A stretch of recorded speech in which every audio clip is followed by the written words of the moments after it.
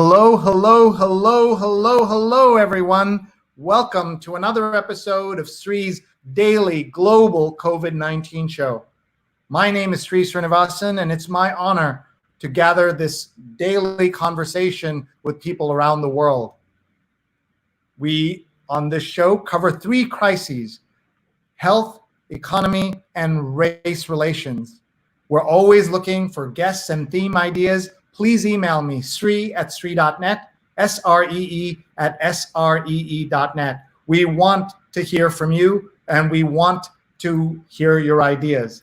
Today, we have a very special show, episode number 131. That's right, we've been live for 131 days, no vacation, no weekends, because the crisis continues. And we are talking about Portland in crisis. Portland, Oregon is in the midst of an unprecedented set of turmoil as the federal government goes after peaceful protesters.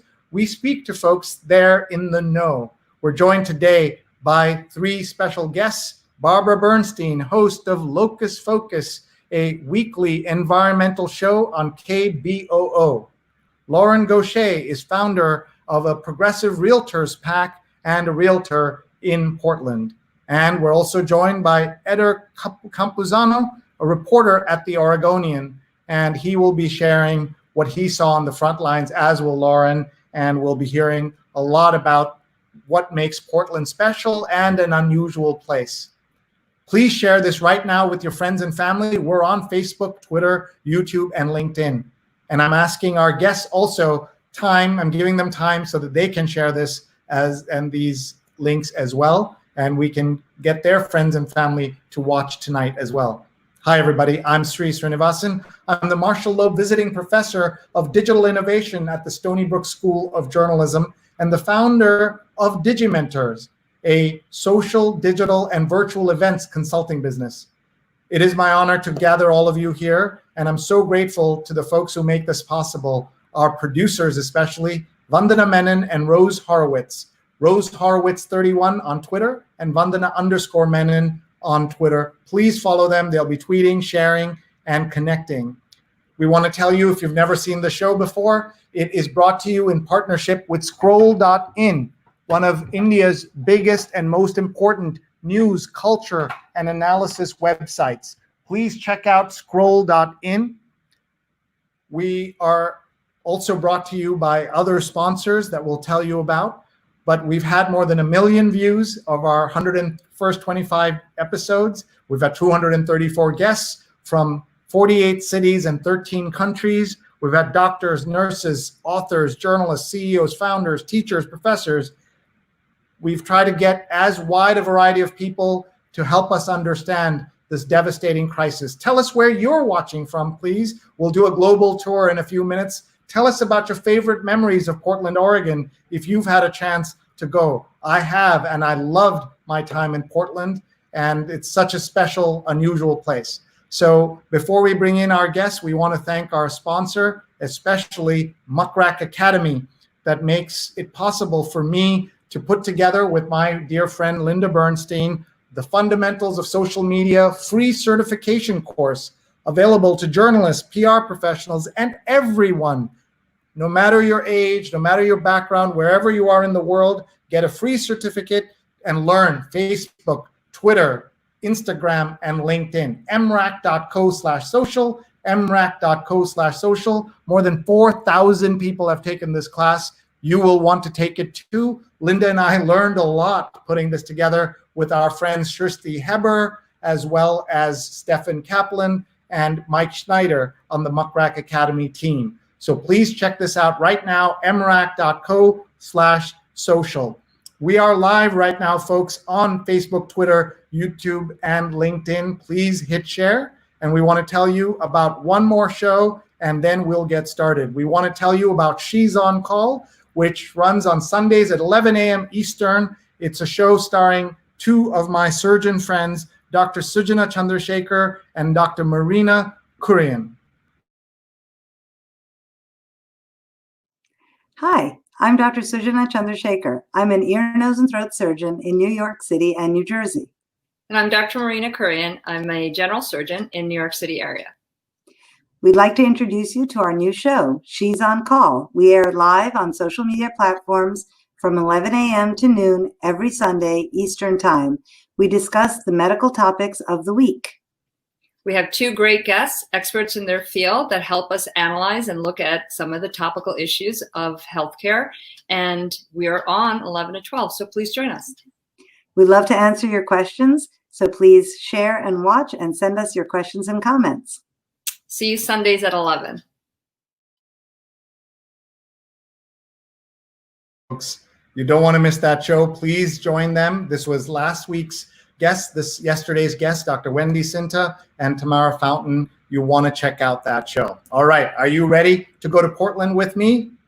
I know you are. Please tag your friends. Please tell them to tune in right now. There is a national, international crisis going on in parts of Portland, and there is so much that we can learn from what's happening there. So let's go right now to Portland, and let me bring on our guests. Please say hello to our friends who are with us here tonight. They are joining us, Barbara Bernstein, Lauren Goche, and Eder Campuzano. So let's say hello to all of them as we bring them on. Hi, Barbara. Hi. And there's Lauren, and there's Eder. Howdy. Hi.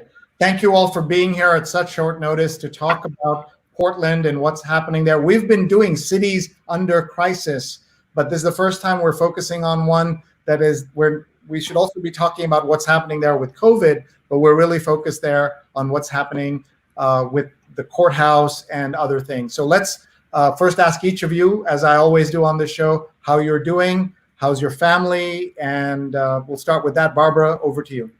Well, I'm doing pretty well. I mean, I generally have been working at home for many, many years, so staying at home has not been a big change for me. This is my studio where I do my work. I do miss going to the station because I do a show on KBOO, the community radio station in Portland, every week, and we haven't been in the station since March 13th. So it's strange to be doing everything remotely and sending it via the internet and listening to it 4 days after I record it. But Portland, I think, is one of the better places, or at least until this week, was one of the better places to be stuck at home because we've got great parks. I've been going hiking on Mount Hood and Mount St. Helens and been able to get out into the world as long as I maintain social distance. And there's also a really great community here.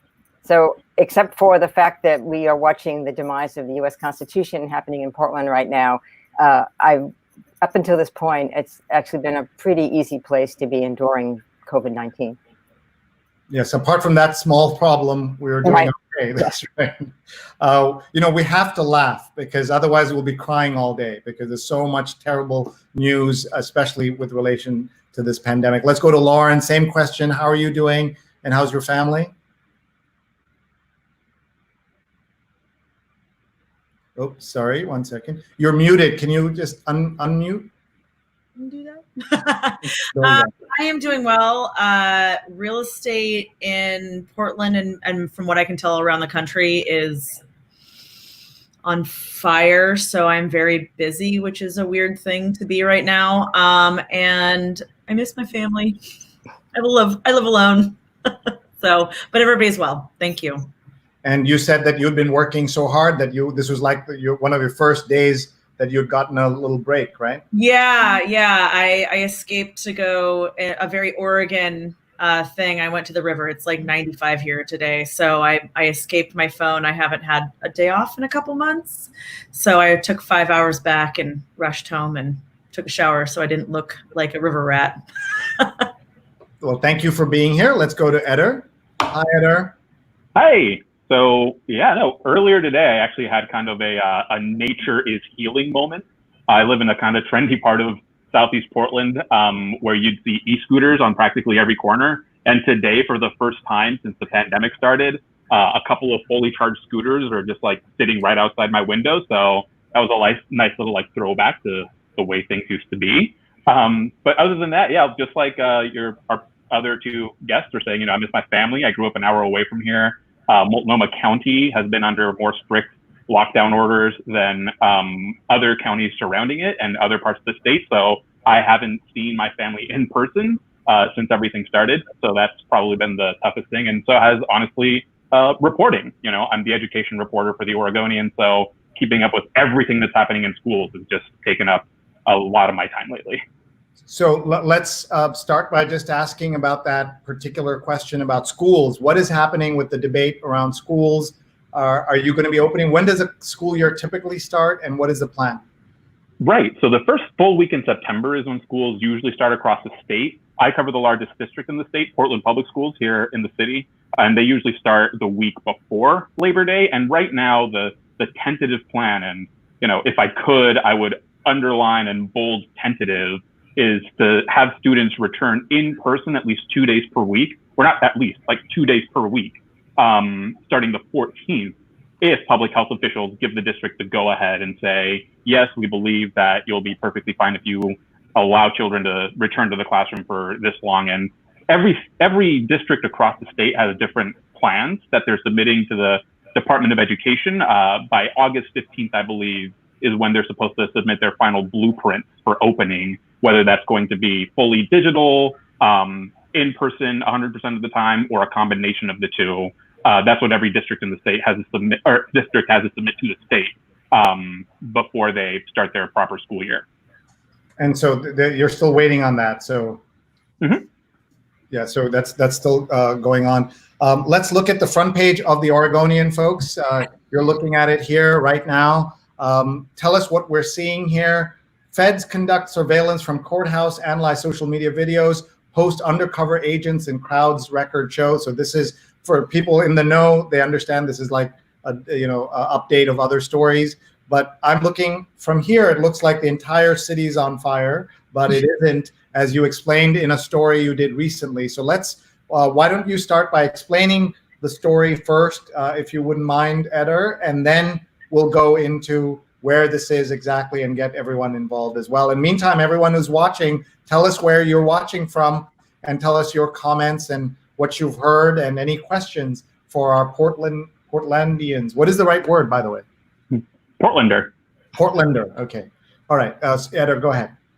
For sure. So, as I'm sure you've seen, a lot of national media, particularly right-wing media, and the federal government have kind of painted Portland as this city under siege, when really the sort of places where you see a lot of those scenes of, a dumpster burning or police cracking down on demonstrations are limited to a few very small sort of portions of the city, about a 12-block segment of downtown Portland, where law enforcement buildings are, primarily right now, the federal courthouse where the federal police are stationed, where demonstrators are turning out to, again, advocate against systemic racism and police brutality, and right now specifically against, this perceived occupation by federal officers of the city of Portland on the president's orders. So up until the July 4th weekend,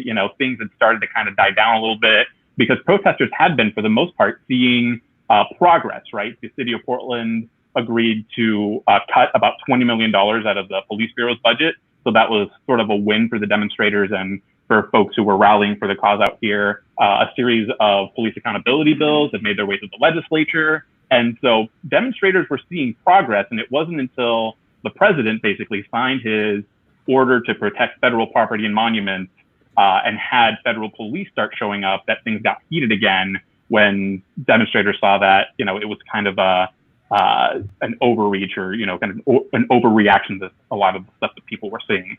So it really is just those 12 blocks surrounding the federal courthouse in downtown Portland. As you can see, the Portland Police Association also had a fire lit inside of its headquarters. That's the union for the rank and file police officers. And so that we made a map basically to show, relative to the 145 square miles that this city covers, where you're seeing all of these images of, the tear gas and all of the riled up action happening. It's a very small portion of the city, and it is an important thing that's happening. But, our main goal with the story that I published on Saturday morning was to say, yes, all of these things are happening, but they're confined to a very small portion of the city, mostly, not mostly, completely in response to authority and law enforcement. Thank you. Let's go to Barbara to talk a little bit about some context for all of this. And Portland has a history of folks who fight for the right thing and are very known as a progressive place. Actually, I wanted to sort of follow up on what Eder just said, that Please. As far as the coverage goes, it's been rather interesting to watch the national coverage of this. And some of the, I think the New York Times, the Washington Post, the Guardian in particular, have done really accurate coverage. But I was reading an article in the LA Times today, and I felt like they got it all wrong. And they started quoting all these people, like two people from suburban Portland who think it's really great that the feds are there because there's all this damage going on, all this disaster and turmoil in downtown Portland. So I feel like it's important. I think I would recommend that people really read the Oregonian. And I've not always been a big fan of the Oregonian, but I just subscribed today again because I'm so pleased with the way that they're covering this. And really, I think understanding what the issues are, and I really understood the whole issue around systemic racism, and they're doing their part to address it. Portland actually has a long history of racism. Oregon was admitted to the United States back in, I think, 1859 as an all-white state. And we've been fighting that legacy ever since. The Ku Klux Klan was very active here right after World War I. In fact, right after the last big pandemic, the Spanish flu, misnamed Spanish flu, but the 1918-1919 flu pandemic. And there were marches in Portland and Salem and smaller cities around the state with the Ku Klux Klan mainly attacking Catholics at that time. When I came to Portland in 1971, there was a medium-sized anti-war movement and a small communist party, and there had been some action, but things really changed, I think, here in Oregon in the late 70s and early 80s with the environmental movement, and it was really a center for a lot of environmental issues, particularly logging and clear cutting. In the late 80s, we actually were named Little Beirut by George W.H. Bush because every time he came to Portland, or every time Dan Quayle came to Portland, there'd be these massive demonstrations. And we sort of wore that badge proudly, that we were Little Beirut. But ever since then, there's been growing numbers. And during the lead up to the Persian Gulf War in 1990, 1991, there were massive protests and much, much bigger protests before the Iraq War started in 2003. It's becoming normal now to have protests where 20,000 people show up, where when I came to Portland in 71, like 500 people would be a lot. And I think that we have a reputation for being a very liberal city, which is, in my history, kind of a relatively recent thing. And some of the protesters, I think, might debate just how liberal Portland is, because it's a very white city and it still has a lot to do to come to terms with all of its innate racism and the invisibility that much of the Black community and other people of color have felt in Portland. But I'm very heartened by the protests that have started since George Floyd was murdered, and to see people out in the streets night after night after night and marching 10, 15 miles a night and going all over the city and doing things that we had talked about, because I'm very involved in the environmental movement and in fighting fossil fuel projects here in the Northwest. And we've been talking about how to reach other communities besides always having our marches downtown. And it was interesting to see these young people, mostly of color, just figuring out that you go to a different part of town every night. And they started at a place that used to be a high school in Southeast Portland, probably not that far from where Eder lives. And it used to be Washington High, and it's now called Revolution Hall, of all things. And it's a city-owned place, and the city basically let the protesters start there, and they'd have speeches, and then they'd march somewhere else. And it grew and it grew, and I think it's one of the forces that's really changing the city right now. I want to tell you, I was listening to one of your episodes about what's happening with the environmental movement, and the ranking of where Portland would be in my mind of pro-environment versus having trouble. It went from a place where energy industry wasn't a big focus to it became one of the most precious or most valuable loads were found, right? Like the mother lode, if you will, of certain kind of gas, right? Like, isn't that what? No, actually, what we are is we're the choke point for the fossil fuel industry, because all the mother lode is in the Rocky Mountains. It's in British Columbia, Alberta, Wyoming, Utah, Colorado, but they have no way to get it to their markets, which is Asia. They have to come through Portland, and and also through Vancouver and through Seattle. And we've been doing a very good job of stopping them for the last 15 years, but it's still an ongoing fight that has a long ways to go. All right. So everyone, please check out, tell us the name. I love the name of the show. It's called Locus Pocus. And I do say it's a weekly conversation about our place on the planet, though I've been criticized for that because it's maybe not really what the show's about. But anyway, we are sort of struggling with, finding out what our place on the planet is. And right now, I think it's really critical in the face of a pandemic that we really understand how we relate to this planet and how we stop abusing it. Thank you. And KBOO is the progressive station, community radio station there. So. Right. Yeah, we're the oldest community radio station in the country that's not part of the Pacifica network. So we've been around since 1968. Very, very cool. All right, let's go to Lauren. Lauren, your thoughts? Yeah, I mean, they've articulated much better than I ever could. It's funny, the police association building that Eder talked about is actually like 4 blocks from my house, 4, maybe 5. And, I think it's, once again, it was literally just that building. And it is so close to all of us, like nothing else was damaged. That's not the point. It's not the point to just damage property. It is very, very focused on police brutality. And I think, I'm sure you guys can jump in and get the statistics better. But since George Floyd's murder, Portland has evidently had the most incidents of police brutality with the protesters. Correct me again if I'm wrong, in the country. So we're a hot spot for that. And I have not seen it myself. I've been lucky, but I have many friends who have been peacefully protesting, not inciting anything. And it is in fact the police that have been inciting. And this is a whole different level now that the feds are here. And evidently our border control, non-trained border control, I guess we just found out. So that's interesting. Yeah, right. Border Patrol is here. And there was an internal memo. Yeah, basically saying that, these, just so you all know, the agents that you're dispatching out there are not trained in riot control. And that's, dispersing big crowds when they get rowdy. Guys, remember, we're 300 miles from the border, so I think we really need to have border patrol, helping us out here. Yeah. So are they bringing people from the Canadian border, or are they bringing, where are these people coming from? I think they're coming from the south. I think it seems like it's all kind of tied in with the kind of police brutality or the whatever patrol brutality that we've been seeing at the border since Trump became president. Yeah. Sure. Let's have Lauren tell us about this website. So Taking Ownership PDX is founded by a friend of mine, Randall Wyatt. He is a local activist, a local rapper, a local Black Portlander.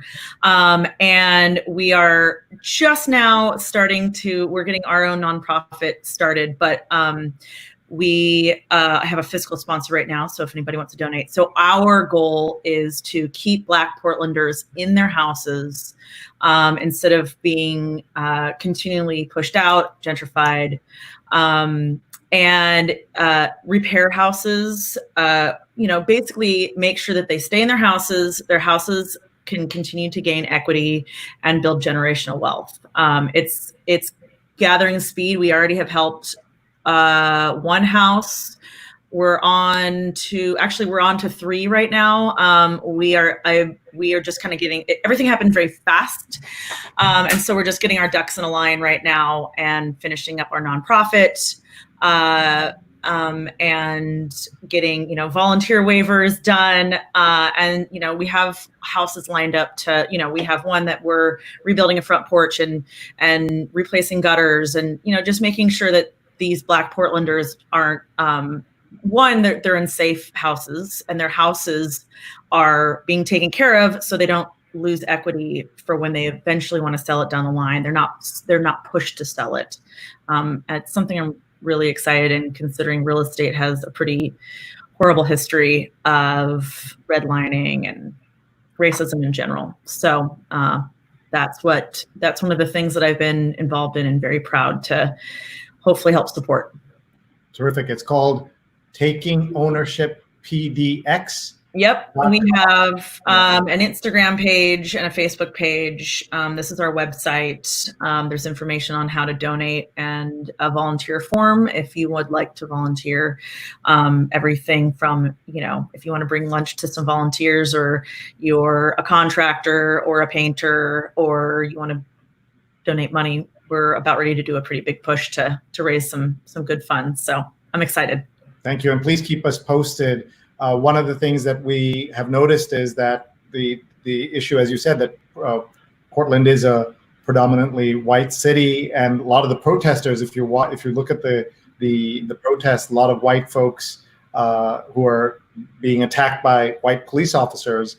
And we did reach out to the Scanner, which is the local African American newspaper, and asked them to join us. They were not able to. They've promised to come on a future show. So if people are interested in the kind of black view of Portland, thescanner.com with the SKANNER is something they can check out. And they're discussing, of course, among other things, big story there was the passing of John Lewis, who we're still mourning. Yesterday, we did a show where we talked about John Lewis. And on Saturday, on my radio show, on WBAI Progressive Radio here in New York, we had a 2-hour call-in show about John Lewis, and we encourage you to check that out. It's pinned to the top of my Twitter feed, and my newsletter was also about John Lewis and his legacy. So let's go to Eder to talk to us a little bit about what it's like, what we've been seeing. And before we do that, I want to do what we call our global tour of having people say hello from around the world. So as I mentioned these places, if any of you have been there or have a memory of the place, we'd love to hear it because we want to show everybody how we're all connected. We're going to start with our first guest. He's always watching. He's watched 131 straight days, and that's Jonathan Bernstein from Union Square. So your favorite New York City memory, if you've been, we'll start with you, Eder, Lauren, and then Barbara. See, I haven't been, and my girlfriend and I were actually supposed to go to Brooklyn in April to see Elton John, which obviously didn't get to happen. So still waiting on that. Okay. Still hoping we get to see Elton. All right. Well, you'll come out here and we'll have a drink together. All right. We'll do it. All right, Lauren, over to you. I've only been in New York City twice. Once I had never been anywhere, and I was like little country bumpkin looking around, and it was pretty fabulous. But then I went again last spring, and honestly, like just walking around, I still am the country bumpkin when I go to visit New York City. I'm looking up and just my mouth is open, and I'm just, it's an overwhelmingly fantastic city. Thank you. Let's go to Barbara. Well, I have too many memories because I lived in New York for a while. I went to school there, and I spent a lot of time going there when I was growing up. I think my favorite memory, in 2008, there was a 40th reunion of those of us who were part of the Columbia strike in 1968. So I got to go back to Columbia University, where I'd gone to school, and get together with all these people who were 40 years older than when I knew them. And it's the only reunion. I went to one other reunion besides that, which was my 6th grade reunion. But I'm not a big reunion person. But it was really amazing to go and see all these people and see where they're at. And a lot of them were great. And what really amazed me was that there were several people who seemed like they're still living in 1968. So that was love hearing that. That's pretty cool. All right, let's see who else is here. Daryl's watching from Richmond Hill in Queens. Let's see, Tim is watching from Pennsylvania, and he's saying hello to everybody. Our producer Rose Horowitz is joining from Connecticut, and Rich is watching and says, thank you for 131 days, Sree. Good evening, everyone. Great to have you, Rich. Let's see who else is here. Shailesh says hello from India. Stefan's on our team. He says, wouldn't miss this for anything. Unidentifiable special ops types of units, grabbing people off the streets, throwing them into unmarked vehicles, and taking them away to who knows where. This is not policing. No good cop would agree with this. And I know plenty, including my mom, retired. This is kidnapping, plain and simple. So just to put that in context, his mother was one of the first women police officers in the NYPD to carry a gun and patrol the streets of New York in the early 70s. And he, like others who no good police officers are able to speak up and say this is not right. So how is this being tolerated, and what is happening? What is the mayor doing? What's the governor doing? Can somebody put that in context? Maybe Eder, you can. Why did this go all wrong like this? Are there parallels to what happened with that CHOP zone in Seattle, and the federal government was going to come and then things dispersed and they were expecting the same thing here? What exactly is the parallel?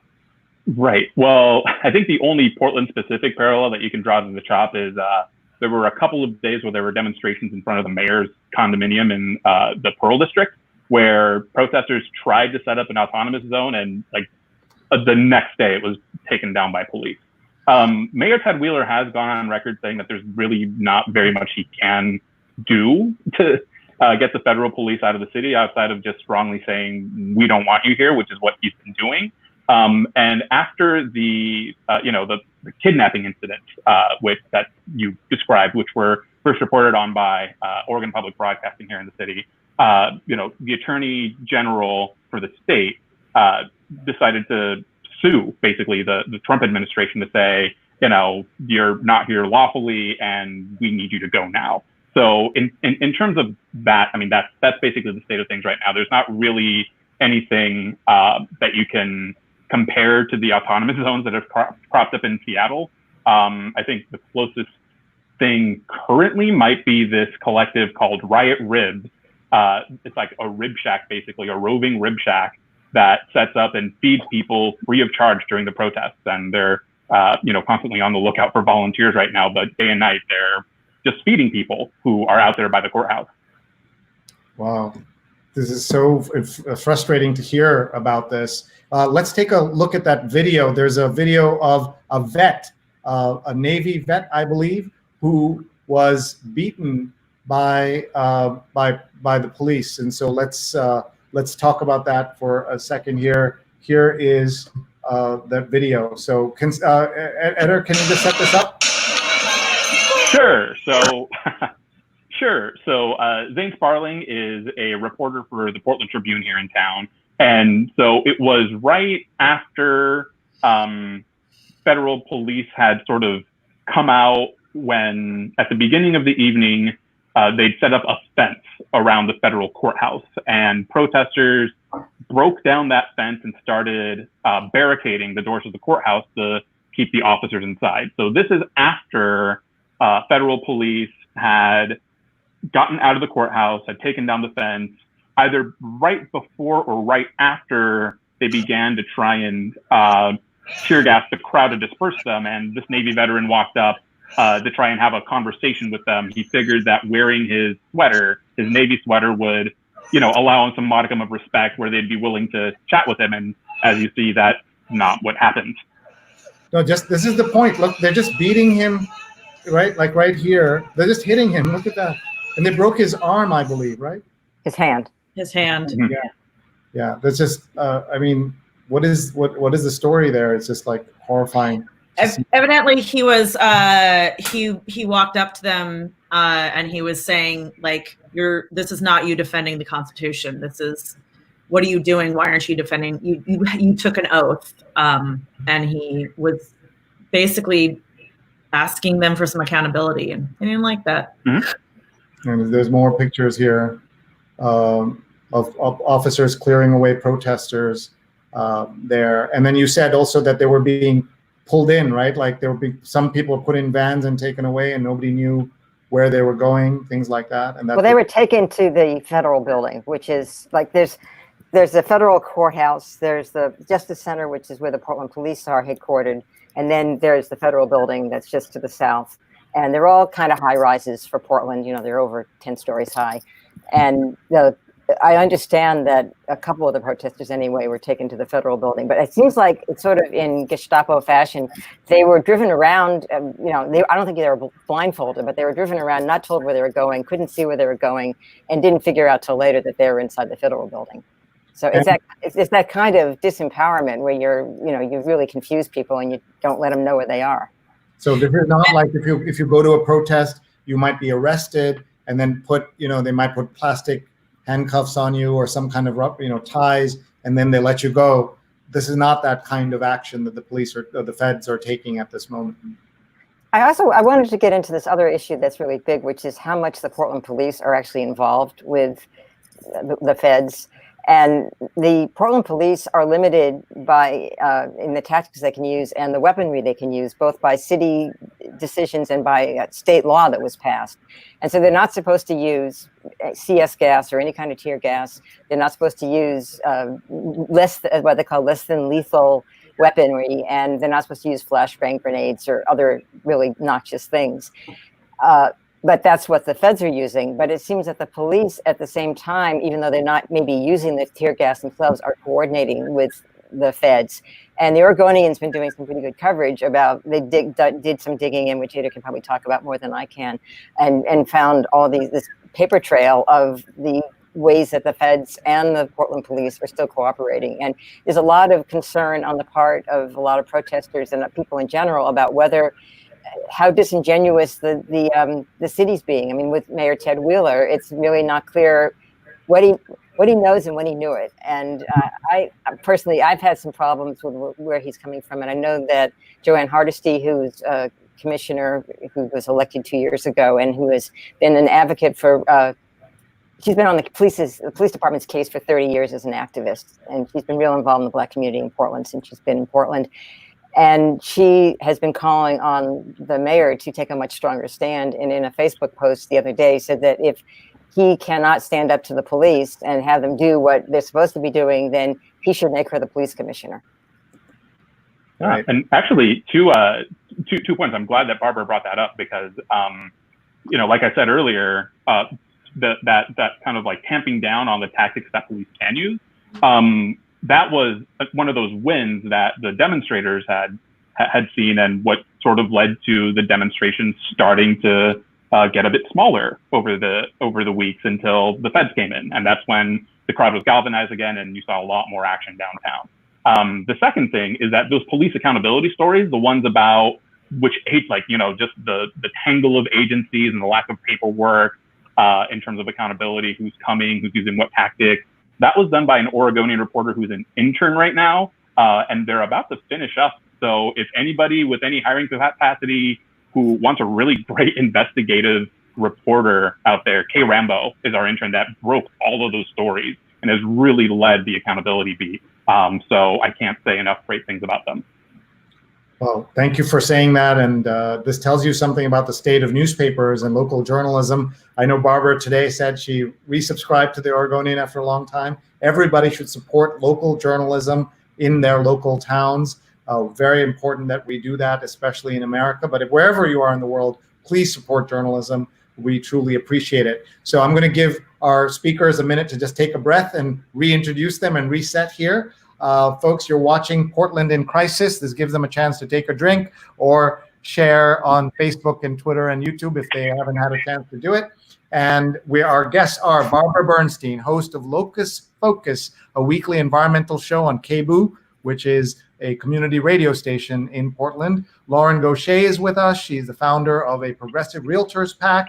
And we also talked about Taking Ownership PDX, which is an effort to make sure that Black Portlanders have an opportunity to own good quality and long-lasting homes that will build generational wealth. We're also joined by Eder Campuzano, who is a reporter at the Oregonian and has been on the front lines for several days. We're talking about the crisis in Portland and what is happening with the federal government stepping in. If you've been to Portland, we'd love to hear from you. If you have thoughts about Portland, or memories of Portland, I will share mine in a couple of minutes. But one thing you can do to support this show, if you haven't done this already, please share this with your friends. Please follow me on Facebook, Twitter, YouTube, and on LinkedIn. And I am live on those platforms. My Twitter handle is @Sree. My Instagram is Sreenet. And my LinkedIn, you can find me as Sreenivasan. If you can spell it, you can find me. On this show, we're live every single day. And we discuss 3 crises: health, economy, and race crises. And we're looking for your suggestions for guests and topics. You should know that coming up later this week, we are going to be meeting Maria Ressa, the Filipino journalist a leading investigative journalist who has been under siege herself for the work she's been doing in the country and we'll meet her on Thursday. So please watch for information about that. Please subscribe. And if you haven't already, please take a look at my Twitter feed and my tributes to John Lewis, who I had the honor of meeting in 2013. He said two things I'll never forget. He said, when I told him I was a journalism professor, you can see his lips moving as I'm taking the selfie. He says, thank you for teaching journalists, because without journalists doing what they did, we could not have done what we did during the civil rights era. And the second thing is, he said, we all came to America on different ships, but we're in the same boat now. And that's what I really feel about the way we are in this country. Welcome back to our show. I hope you all had a nice long break, or at least got a drink of water. Our guests, Eder, Barbara, and Lauren, thank you so much. We should also tell everybody that Barbara is the sister of my good friend, Linda Bernstein, and we're so grateful that you're all here, but particularly a big hello to Barbara, a former New Yorker who now lives out in Portland. Let's take a look at some of the other comments coming in. Norman's watching from Brooklyn. Yay, important topic. And Leslie is watching and says, exciting, for checking in from Portland, Oregon. And Leslie put us in touch with Laurie. So thank you for that. Do you want to tell us about Leslie for a second? Leslie was a client turned friend. Oh, great. Powerhouse. And yeah, she's a powerhouse. She's very smart. And she got me in touch with you right away. Rich says, greetings from chilly Santa Cruz, California, as the fog rolls in. What is planned for the federal troops in Chicago related to this incursion into Portland? Anybody know? Yeah, I mean, my feeling is that what's going on in Portland is just the pilot show for what they want to do nationally. And I guess they announced about 5 or 6 cities that they want to move federal troops in. They really started this in Washington for Trump's photo op at front of St. John's Church. So it's not in a way surprising. And I guess people have been asking why Portland. And I read a young person who said, well, it's because we're such a small city. And I think there's some truth to that. We're not Chicago, we're not LA, we're not New York. And we have a reputation of being very liberal. We have a reputation of having a very strong counterculture. And I think it's the kind of stuff that Trump just wants to make an example of, and that's why he's attacking us. I feel like it's very perfect propaganda for him. So and to make it sound like the city's on fire, and it's run by Democrats and all that stuff, right? So go ahead, Eder, you were saying. Right. Well, I was just about to say that, and I don't know if I can draw the line between coincidence or not on this, but a lot of the sort of rhetoric of the administration and, a lot of what you hear in particularly right-wing circles of the city in crisis, right? And the city that's burning mirrors what right-wing demonstrators who would regularly make these incursions from Vancouver, Washington, a kind of red Clark County into Portland, saying, the liberals have taken over the city and it's up to us to liberate them and show them the way. A lot of what you hear from right-wing media and from the administration itself tends to mirror a lot of that kind of talk. And, I've covered Portland protests basically since Donald Trump got elected.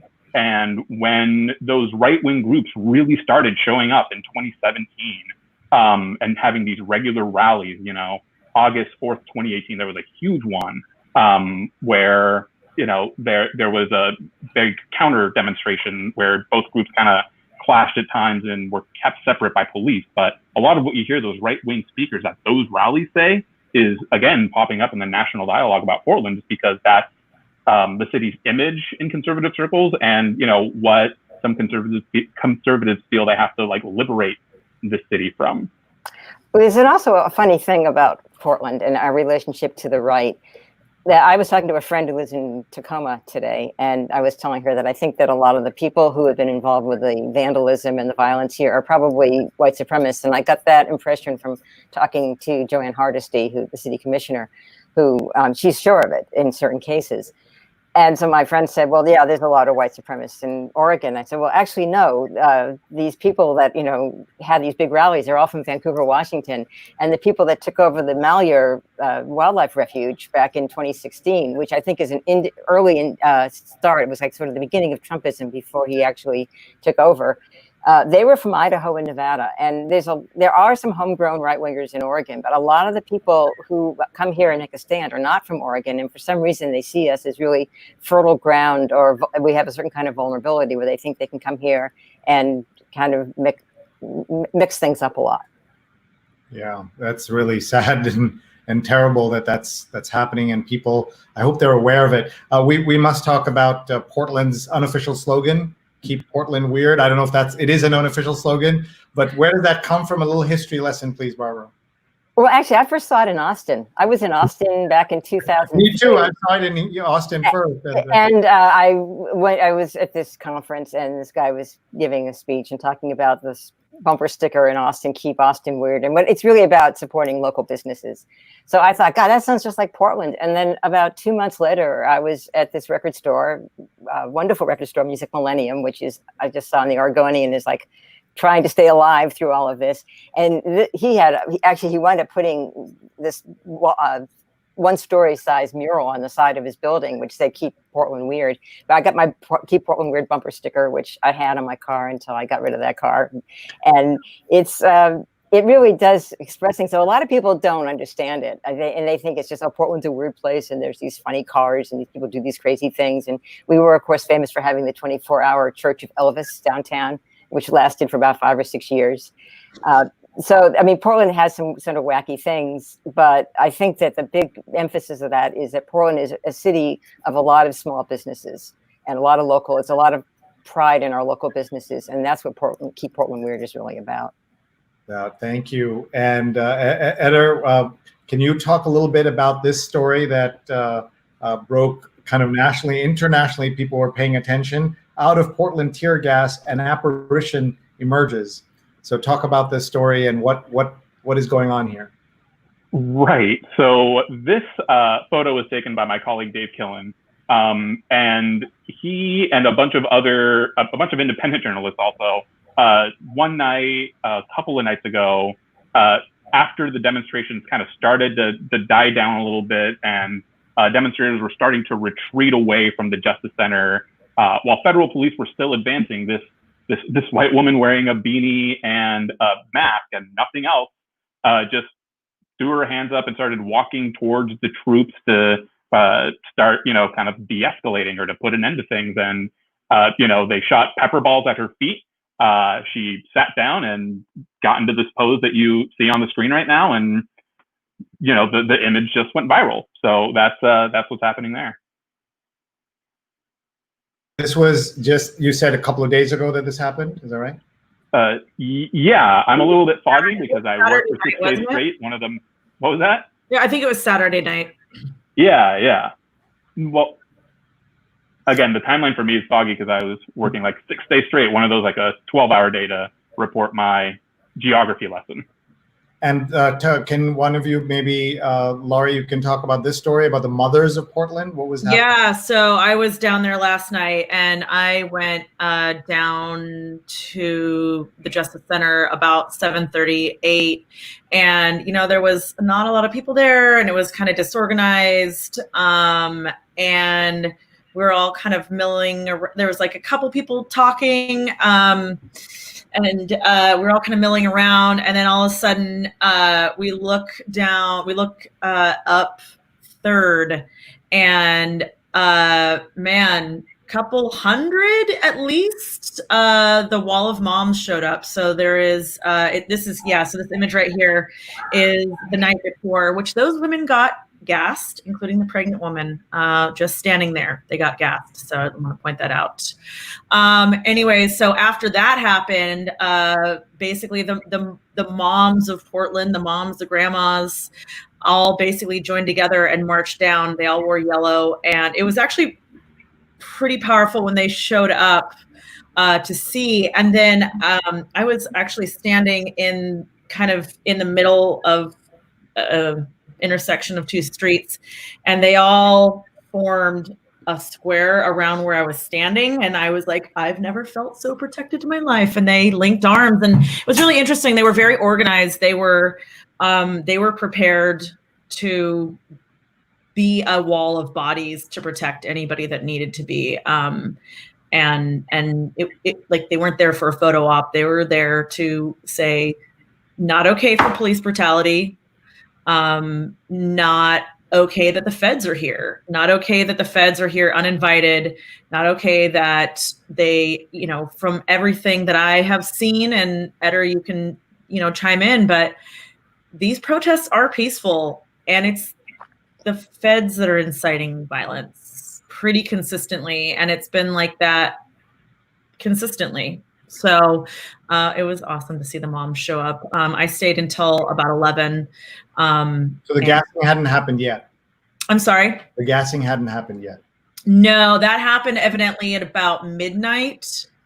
From what I can tell, and this is a pretty consistent thing, is they wait until the crowds are smaller. They wait until there's less people to really, I don't want to say fight back, because they're not fighting back. They're peaceful protesters. Less people to maybe, I don't know, witness. But I understand on Saturday night they tear gassed the moms a lot earlier than that. Yes, they did. Yeah. And then also on Friday night, when Commissioner Hardesty basically organized a rally, and right after she finished speaking, and there was a rap singer going, they got gassed. I mean, I don't know if she, and though actually our county commissioner, Sharon Myron, got gassed last night. So, I mean, they're very indiscriminate about who they're gassing. Yeah, and there's no warning. The one on Friday night that Joanne Hardesty did her rally at, everybody was just milling around, and they just gassed a crowd. So I actually walked past Sharon after she and I both got gassed, and I had to do a double take and really just gave her like a friendly, oh, hi, as we were passing by each other while I was going back to cover and she was heading away from the protest. So just kind of a funny aside on that.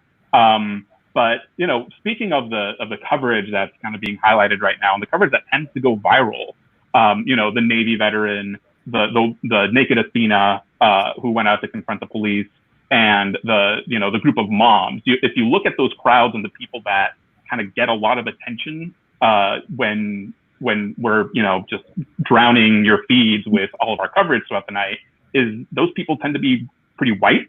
And so if you listen to one particular organizer, their name is Lilith St. Clair, you know, they're Black, and one of their main points of contention is that, hey, they've been out there every single night for, at this point today, it will be 54 nights. And so the, you know, images of them, images of people who look like them don't go widespread like wildfire, because those are the people who we're used to seeing, you know, going out and putting themselves in danger. And so, you know, I just thought that was kind of a funny aside that, you know, most of the faces that have gone really viral in the last 48, 72 hours, you know, we put them out there into the world as journalists, but it seems like a lot of the folks that get a lot of the attention tend to be those who, you know, went out for maybe a night or two or did one thing, versus the demonstrators who are consistently out there every single night, which does create a bit of tension for me sometimes when I'm out there and people ask me about that, and I have to explain to them just news consumption habits and how things tend to spread. But just, you know, just I thought that I would throw that out there. Sure. This is the gentleman that you were saying is an intern. Yeah. And that's great. So this is great to see this, and anyone who is looking to hire K Rambo, hire K Rambo. Their internship ends soon. So and they broke multiple stories, you said. Oh yeah, they've totally been on the. They've led our accountability coverage in terms of, again, like, you know, when other agencies come in from outside of Portland, like the sheriff's office or other police departments, or even, you know, police departments from Washington State, they're not bound by the same rules as Portland police are. And so, yeah, if you go through Kay's author profile on OregonLive.com, you'll see tons of accountability stories that we simply would not have had if it weren't for them working for us this summer. That's great. Go ahead, Barbara. Yeah, I just want to follow up on what Eder was saying about most of the focus being on white people. Back on the very first night of the protests, I think it was May 29th, there was this image that went viral. It was on all the media, and it was these two Black guys looking like they'd run out of the Apple store with iPads. And it made you think that it was a bunch of Black people who were looting the Apple store. And in fact, most of the looting, if not, I mean, I think the lion's share of it was done by white people.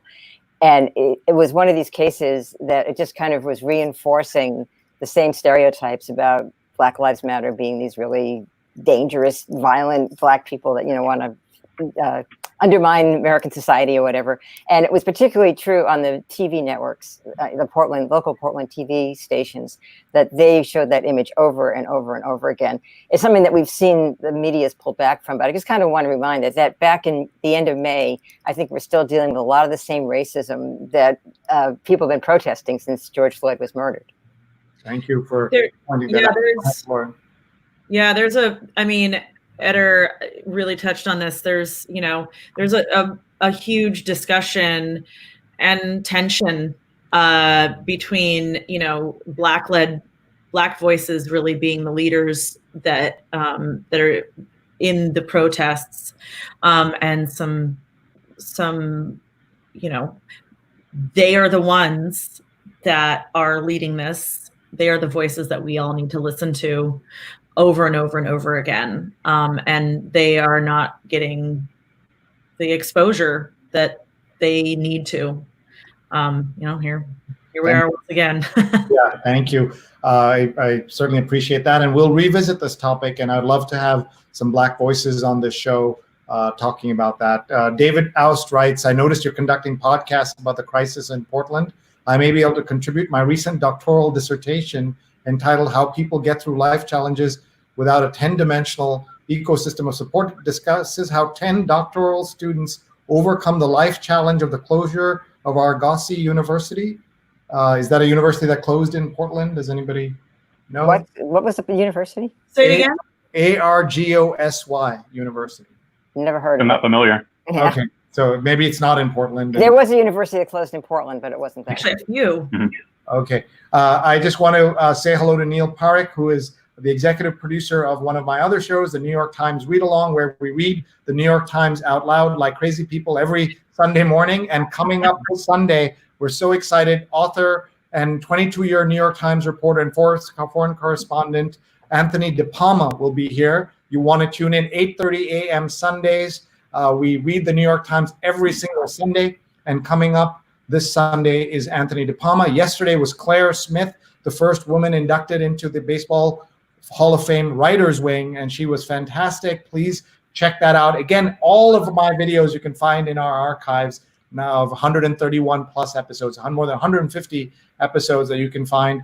youtube.com/SreeNet, youtube.com/SreeNet. We have to let our guests get back to their dinners and their early evenings out in Portland. Here in New York, it's already 10 o'clock, so we've got nowhere else to go. I'm going to give each of you a chance to maybe just talk a little bit at length about your kind of closing thoughts and anything we should be watching out for in terms of understanding what's happening in Portland and how the same signs we should be watching out for in other cities in the US. And I bet, by the way, there are dictators and foreign governments looking at this and saying, this is the right idea. This is how you do it. This is how you take care of protests. But in America, the police and federal troops, and there are rules about this. The army is not deployed to fight and battle with its own citizens, but this is where we're headed if the president has its way. So let's start with Eder, and thank you very much for joining us, Eder. Oh, of course. So, I think, unfortunately, my focus is incredibly local. I'm the education reporter at the Oregonian.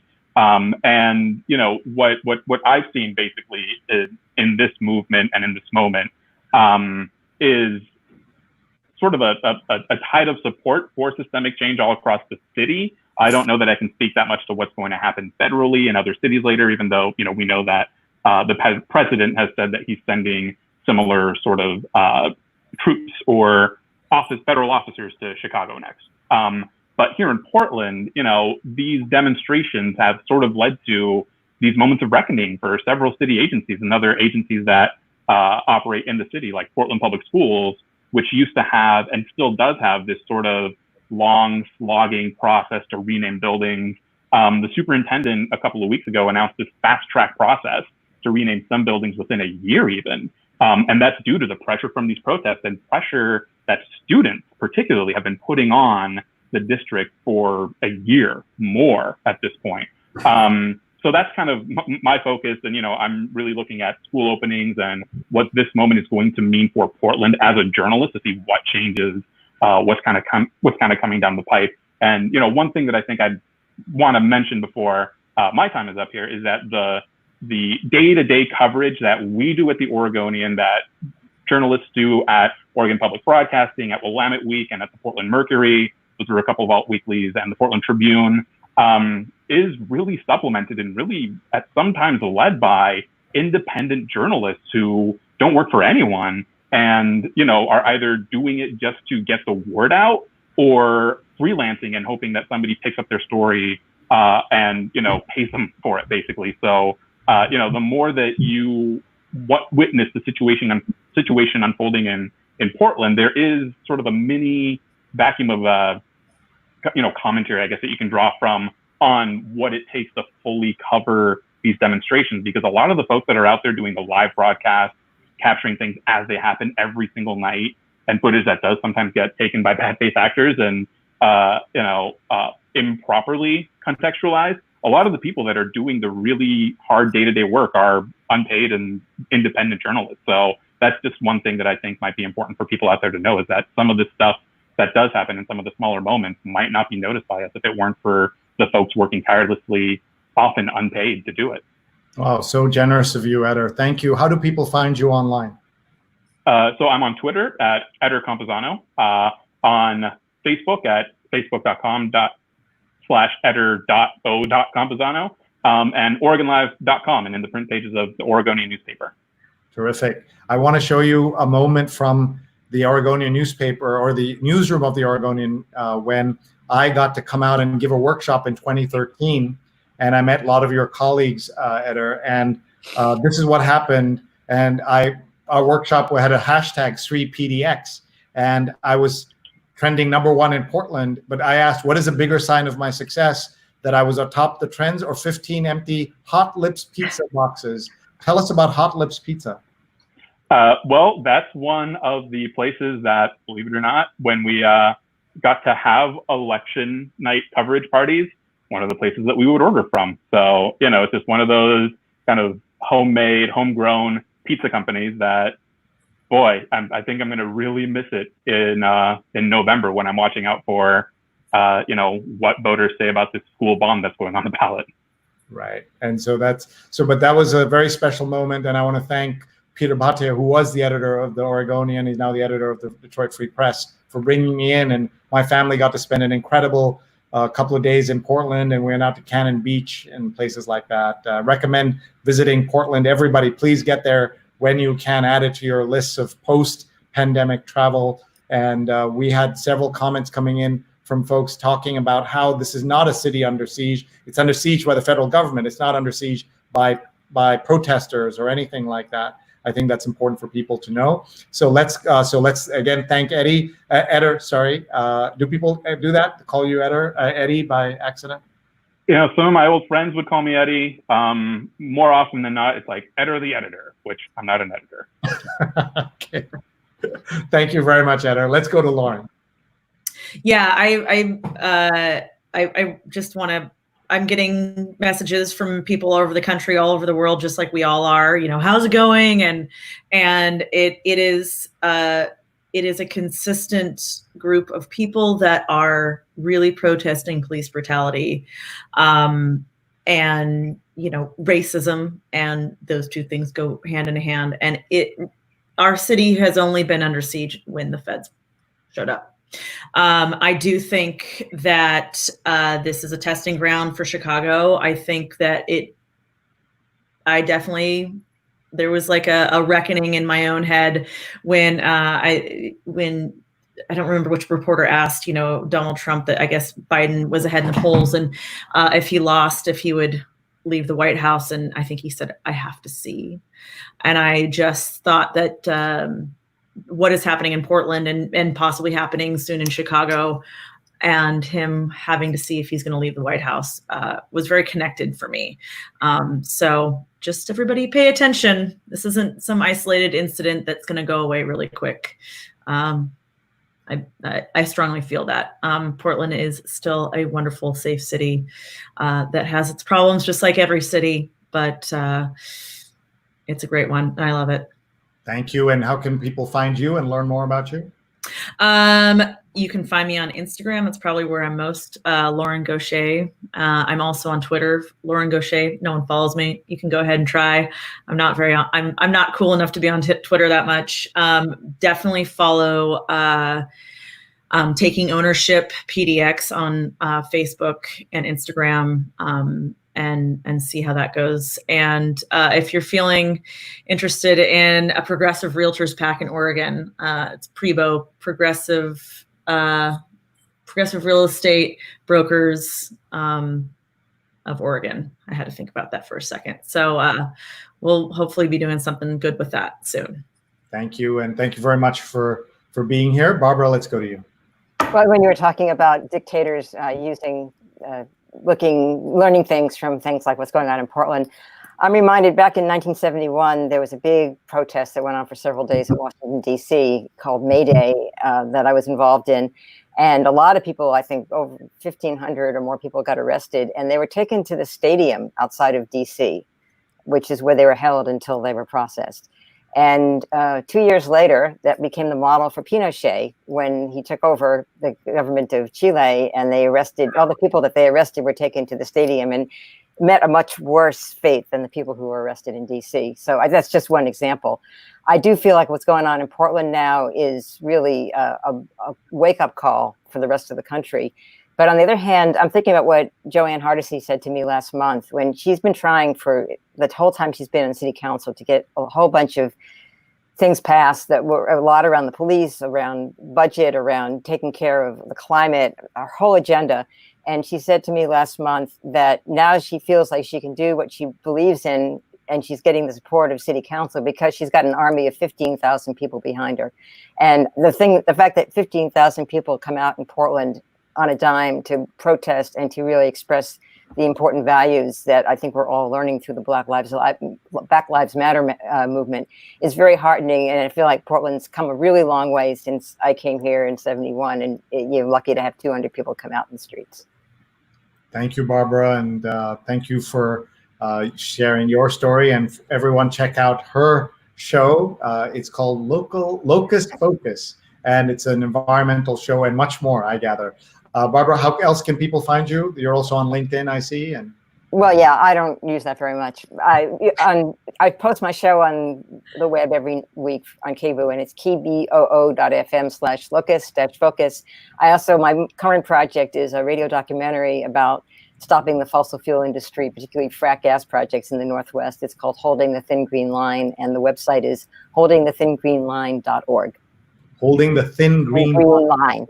We are the thin green line, and that's another part. That's a whole other story to talk about Portland, but we really are holding the thin green line here against the fossil fuel industry. Well, when we talk about the fossil fuel industry, we'll have you back on if you're willing to join us. Thank you so much. I do want to say that I feel like a celebrity has just followed me because Kay Rambo just followed me on Twitter, so that's really cool. And please say hello, and I'm going to read all these comments after you all leave. And the other thing we do on the show is we say their name. We asked the great law school professor, Kimberly Crenshaw, what can we as allies of the Black community do? And she said, say their names. So I'm going to be doing one of the things she asked us to do is say their names of people, victims of police brutality. But I want to say to all of you who are watching right now, before we let our guests go, that we think here we're having this nice bubble of a moment where we're all on the same page and we understand that police brutality is wrong, that protests should be allowed peacefully. There are terrible comments that I'm not reading out to you.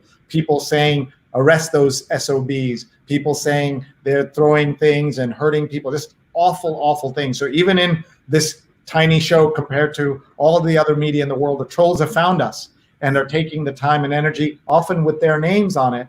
These are not like Russian trolls hiding. These are in public, have no shame, and are cowards to write this from behind their computers. But this is the reality in which we live. But thank you all for being here. Thank you for sharing your insights and for continuing to tell us about what's happening in Portland, a beautiful, beautiful part of the country that deserves much better than what's happening right now. Thank you very much, each of you. Thank you, Eder.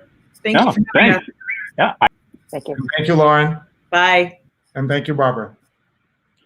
Thank you all for watching. I'm going to read some of the comments and respond to the comments, and then we're going to read those names. I'm going to say to our producers who've been working so hard, please go. We're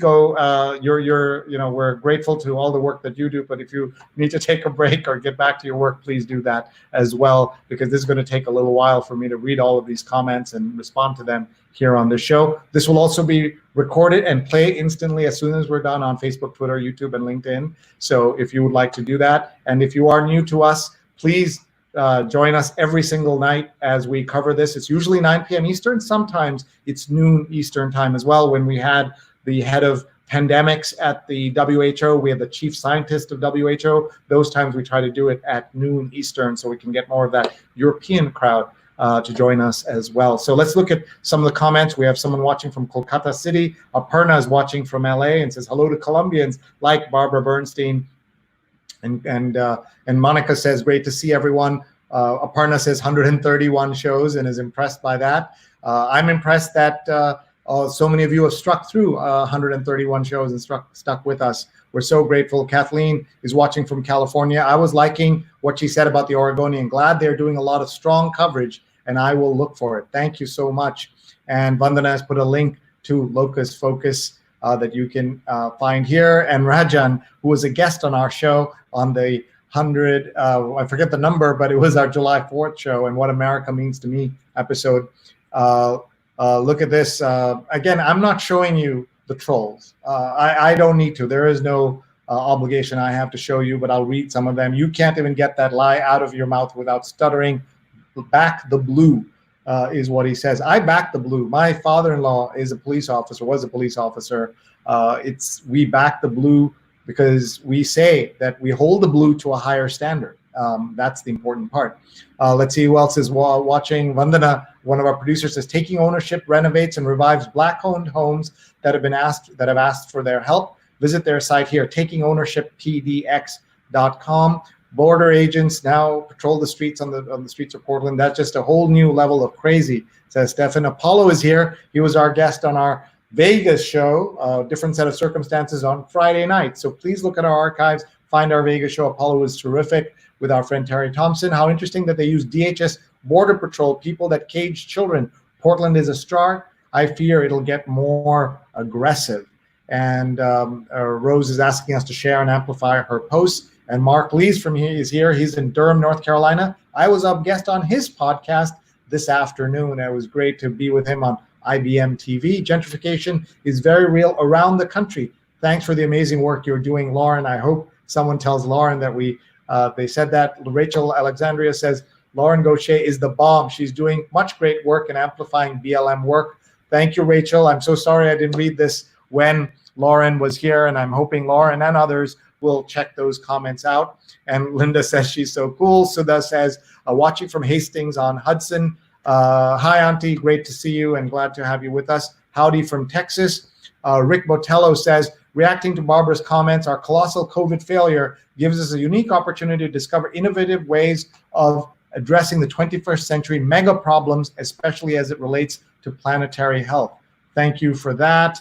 Bruce Miller's watching from Seattle. Leslie's watching from Portland. Saurav's watching Sir with love from India. Good morning. Thank you and happy to have you here. Linda says, that's her sister. Barbara and I had a sister activity of going to demonstrations together after I joined her at Barnard College here in New York.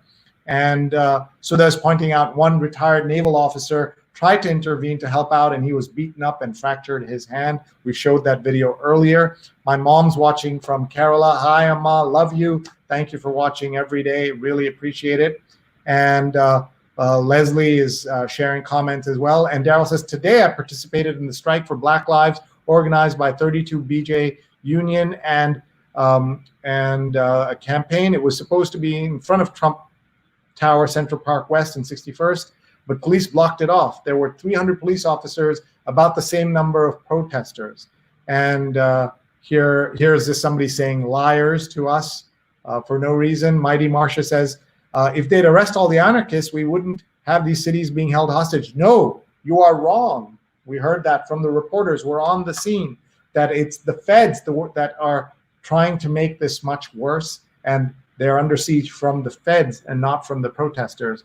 When Trump was asked about this, he said people are their own problem. He said Chicago, New York, they can be troopers, but no one knows, and that's the problem. My mom says she's proud of my 131st episode. Thank you, Amma. Only because of you, somebody else treats the city. Someone's saying, look at this. This is one of my family friends says that anarchists are destroying the city. I hope you heard the entire story of what we talked about. It's not anarchists. You saw there were peaceful moms and they were being beaten. A Navy veteran standing there with his hands up, beaten and his hand broken. This is not some kind of, this is not anarchists destroying the city peacefully. To you and every one of the people who voted for Trump for tax reasons, understand that this is what you have voted for. This president has delivered the worst results of the pandemic in the world. In the world, not the world, not in terms of the developed world or the developed economies, the world. There are only America is only 5% of the world's population. It has 25% of COVID deaths. There are 600,000 COVID deaths that have taken place. 150,000 of them are in America. This is the direct result of this president.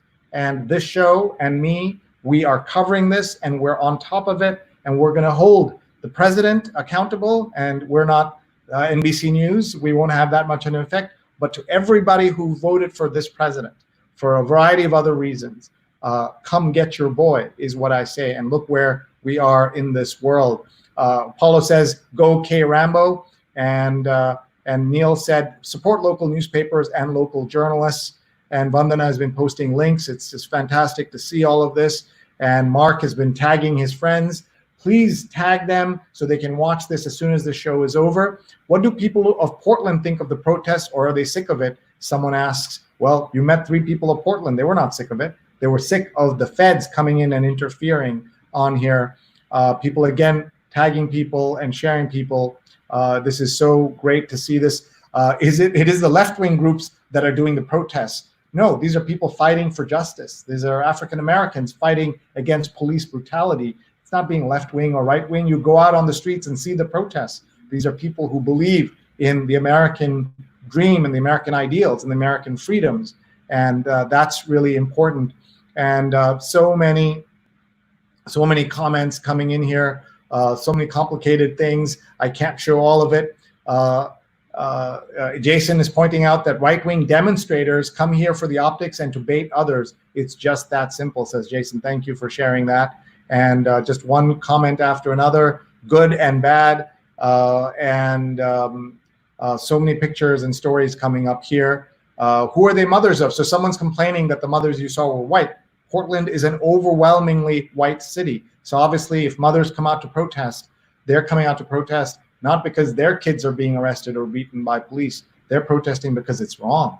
You've got to care about it because it's wrong, not because you were not affected by this. And this is my message to the Indian American community. Many Indian Americans are oblivious and dumb to what is happening in the African American community. They were never taught this. This is not part of the education you get in India, or you come here for graduate school, you'll never learn any of this. There's no civics taught. There's no history taught. And that ignorance and ridiculous statements that we sometimes see is really pathetic. And Linda says, moms rock. That is all absolutely right. And that should have been the last word, but we have so many more comments. We have extra number of trolls coming on here every night.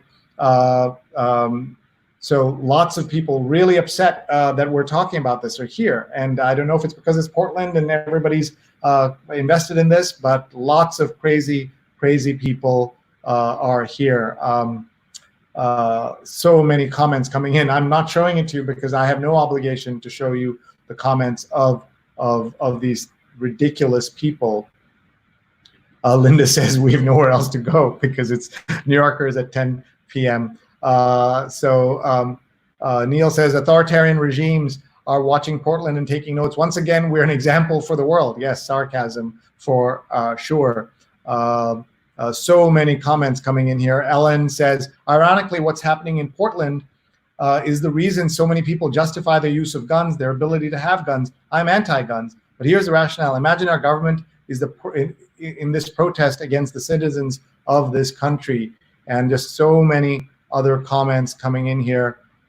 Just too many for me to mention. Sadly, my former older godson is pro-fascistic behavior, a former cop from the privileged branch of my mother's family who got to where they are thanks to the generosity of my mom and her aunts. That relative has long been dead to me. I'm so sorry. What Trump has done has gone far beyond what we used to joke, that at Thanksgiving is going to be awkward. It's gone far beyond that, as you're seeing in these conversations. So just to make everybody really upset who's watching, all you trolls and all you people who don't understand what is about to happen to you, you're about to hear me read their names. We usually read them. Well, before I read the names, I want to just thank everybody for watching. Thank you for supporting the show. Please email me. You see my email address. We're on the air every single day, 131 straight days. We're looking for guests, themes, sponsors. We always love to get more of all of those as we cover this story. We're looking to collaborate, work on interesting projects with you. Please email me, Sree@sree.net, SREE@SREE.net. And what we're now about to do is to read their names, because that's one of the things that I was asked to do by Kimberly Crenshaw. When I asked her, what can allies do? She said, say their names and read their names. So that's what exactly we're going to do right now. And these are from the Say Her Name report, the updated version. And Breonna Taylor killed by police in her bed on March 13, 2020. As I read these names, ask yourself, how many times have you even heard these names? You've heard a lot of some of these names, but you've many names, most of the names you've never heard. Why? Because even in this situation, more attention is paid to men than to women. Tatiana Jefferson, Charlena Siobhan Lyles, Corinne Gaines, India Kager, Sandra Bland, Alexia Christian, Maya Hall, Megan Hockaday, Janisha Fonville, Natasha McKenna, Tanisha Anderson, Aura Rosser, Shanique Proctor, Michelle Cousseau, Pearlie Golden, Gabriela Navarez, Yvette Smith, Renisha McBride, Miriam Carey, Kayam Livingston, Kayla Moore, Shelley Fry, Melissa Williams, Shulena Weldon, Alicia Thomas, Chantel Davis, Charmel Edwards, Rekia Boyd, Cherise Francis, Aliana Stanley Jones, Tarika Wilson, Catherine Johnston, Alberta Spruill, Kendra James, Latanya Haggerty, Margaret Laverne Mitchell, Taisha Miller, Danette Daniels, Frankie Ann Perkins, Sanji Taylor, and Eleanor Bumpers, killed by police on October 29, 1984.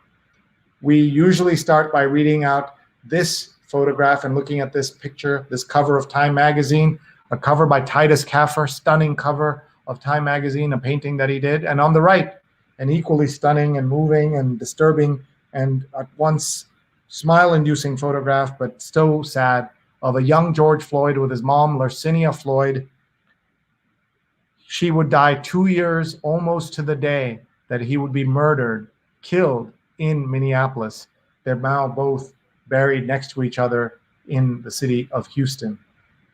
Thank you all for being here. Thank you for being with us and listening as we read those names. If you didn't recognize some of those names, do your homework, read about them, and learn the stories. As we say on the show, I'm the son-in-law of a police officer, and we hold police officers to higher standards. It's not about the guilt or innocence of anybody. It is that police officers should not be judge, jury, and executioner. Federal troops should not be undercover in New York, in American cities, as we have seen in Portland. And that's why we went to Portland today and talked about Portland today. Thank you for being here. Thank you for your support. We want to thank our sponsors, and we want to tell you that we have all these great shows in our archives that you can check out. Recent episodes include yesterday's with Positivity with Tim Salau, who's the former chief evangelist of WeWork and founder of the Guide app. I laughed and laughed at a time when everything's going to hell. We laughed because we have to laugh. We also did a story about the winner of the World Food Prize and the importance of climate security and soil for food security. We did an episode about Vegas under COVID. I learned so much watching that.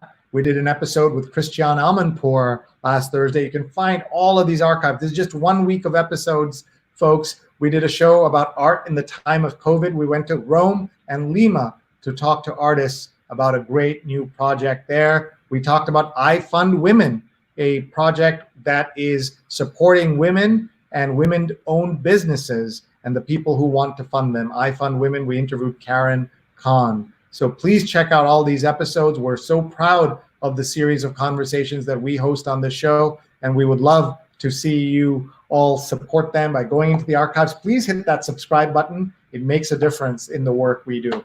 And with that, I will say that one of the things my company does, Digimentors, it's a social, digital, and virtual events consulting company. Do not cancel your event without talking to us. Do not postpone, and do not even think about turning your physical event virtual without talking to us. We are doing dozens of events a month. Sree at Sree.net, SREE at SREE.net. Write to me. I'll send you a brochure. Happy to chat with you and show you how we can be helpful. So many comments coming in. I am sorry that I'm not able to read them, partly because all these horrible comments that are in there as well. And people are talking here and commenting, but we're also saying things that I think make a lot of sense. Just like, this is terrible. There's a far higher proportion of trolls on this show than we've had in the 131 shows. It shows you we're having some kind of impact, but these are cowards who have nothing to contribute to society and instead want to just go out and cause chaos. And they're doing that very well, as you know, online. So thank you all, everybody, for being here. Watch for our big episode with Maria Ressa, the Filipino journalist who's been arrested under the authoritarian regime in the Philippines. And that's the kind of place where they say journalists are the enemy of the people. Not in America, not until 2015 and 2016. So with that, we'll say goodbye. Thank you very much, everybody. Please stay in touch. Please tag us and please follow us on all the socials. And we want to give one more shout out to our sponsors. We have two sponsors we want to tell you about. One is Muckrack Academy, which allowed and arranged for Linda Bernstein and me and Kirsty Heber and Stefan Kaplan to put together, along with Mike Schneider, Fundamentals of Social Media for Journalists, PR Pros, and Everyone, a free certification course, mrac.co/social, mrac.co/social. More than 4,000 people have signed up, and so should you. You'll learn about Facebook, Twitter, YouTube, and not YouTube, Facebook, and Instagram, and LinkedIn. You will learn a lot, as Linda and I did when we did that. And finally, a shout out to She's on Call, a new show on Facebook and on Twitter and on YouTube. Please check them out.